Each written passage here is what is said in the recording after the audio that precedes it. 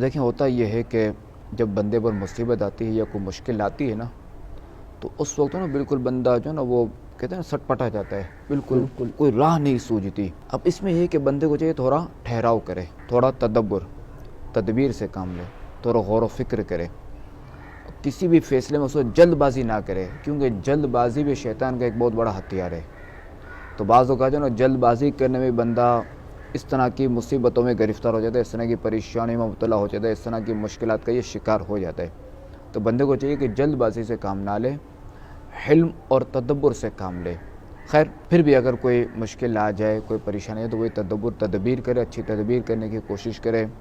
اور صالحین سے مشورہ کرے، اور مزید یہ کہ درود پاک پڑھتا رہے، کہ چونکہ جو یہ مصیبتیں وغیرہ آتی ہیں نا، یہ گناہوں کا بھی سبب ہوتی ہیں، گناہوں کی وجہ سے بھی ہوتی ہیں۔ تو بندہ جب درود پاک پڑھے گا تو گناہ جو ہے وہ اس کے جھڑتے جائیں گے اور اسے سکون نازل ہوگا۔ بالفرض اگر اس کے حق میں یہی ہے